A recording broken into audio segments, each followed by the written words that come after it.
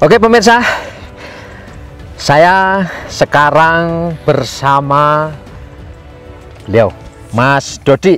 Nama lengkapnya Abdul Khadim. Beliau ini asli Sanggar, Kecamatan Sanggar, Kabupaten Bima, Nusa Tenggara Barat. Kecamatan Sanggar ini letaknya ada di sisi timur laut Gunung Tambora, ya, termasuk wilayah yang dulu lenyap disapu oleh letusan Tambora 1815. Sekarang beliau tinggal di Kabupaten Bima, ya. Kabupaten Bima, tepatnya di Desa Donggobolo, Kecamatan Woha. Kecamatan Woha. Nah, Mas Dodi ini dijuluki atau kerap dipanggil Suhu, ya. Oleh siapa? Oleh trekking, oleh off-roader, oleh para pelaku trekking ekstrim ke Gunung Tambora. Dan saya saat ini berada di pos 5, ya, ini pos terakhir yang bisa dijangkau oleh kendaraan bermotor roda 2 maupun roda 4. Dan saya ingin tahu dari Mas Dodi ini, apa sih sebetulnya yang ditawarkan jalur pendakian Piong menggunakan kendaraan bermotor atau mobil? Ya, yang pertama kita bisa menikmati view-nya padang savananya. Savana, ya. Yang kedua, bisa menghemat waktu, mempersingkat waktu perjalanan dari pintu gerbang menuju pos terakhir, pos 5 itu kita bisa menempuh perjalanan selama 3 jam. 3 jam, 3 ya. jam. Itu berhenti berapa kali? Berhenti saya setiap kali berhenti saya memberi waktu untuk para tamu itu maksimal 5 menit satu kali berhenti. Oke. Bisa dihitung selama perjalanan, dikalkulasikan selama 20 menit. Oke. Jadi pertama keuntungannya adalah jarak bisa ditempuh lebih singkat. Yang kedua, panoramanya memang istimewa, ya. Istimewa, ya. Savananya sangat luas. Sangat luas. Caranya bagaimana sih kalau misalnya kita mau ke Tambora tetapi lewat jalur Piong menggunakan ini? Mas Dodi ini punya si kuning ini. Ya, ini istimewa pemirsa.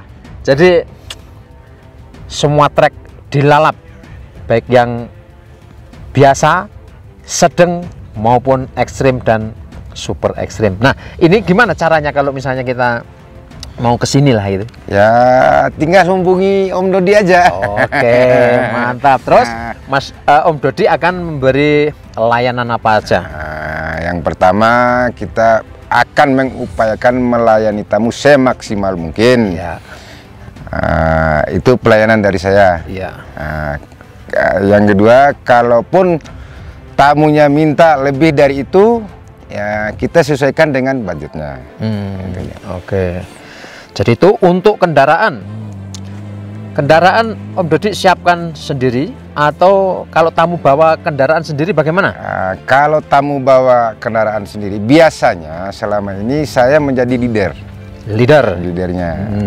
Bisa juga alternatif, kalaupun tamu itu karena dia bawa kendaraan sendiri, dengan kesepakatan tarifnya berapa untuk leadernya, bisa juga tanpa saya bawa kendaraan. Saya akan pandu dia sampai ke pos 5. Oke. Terus kemudian untuk jalur, sepanjang jalur dari gerbang Piong menuju ke pos 5 ini, Om Dodi bisa bagikan grade-nya atau level kesulitannya bagaimana sih ini?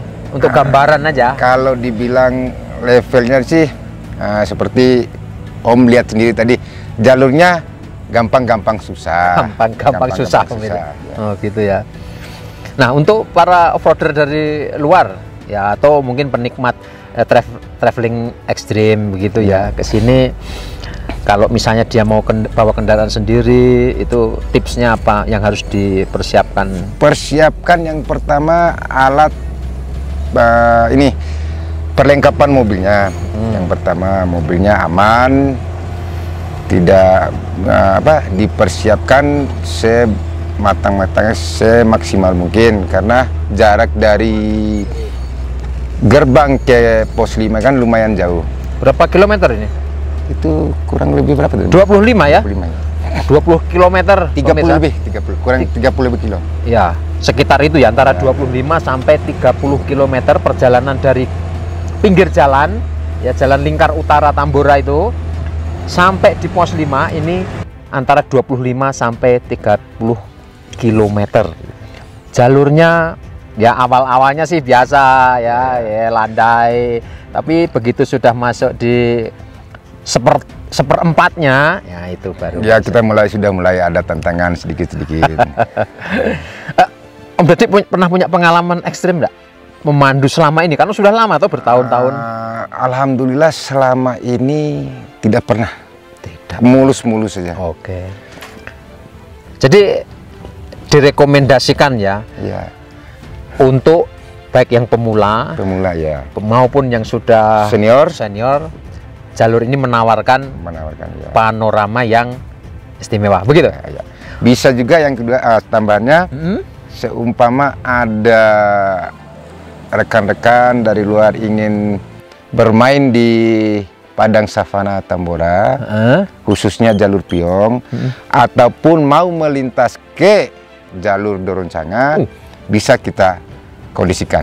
Wih, itu pemirsa. Jadi jalur Piong ke Doroncanga bisa melintasi rute ini, begitu ya? Memotong di lerengnya begitu? Di bawah situ dia. Oke. Dari pos 4 kita motong ke sana. Oke, jadi ini berarti keuntungannya berlipat ini ya, selain panorama, jarak tempuh ke puncak lebih pendek dan dimudahkan. Yang kedua, ternyata menawarkan rute petualangan Piong ke Doroncanga. Ya, tidak harus sampai ke pos kelima, sebelum itu bisa melintasi lereng. Dan Om Suhu ini ya, nanti kalau Anda minat ke Tambora, hubungi Om Dodi dan Si Kuning. Si Kuning ya, Daya Sutoyo Si Kuning ini luar biasa. Saya sudah membuktikan istimewa. Beliau memang suhu.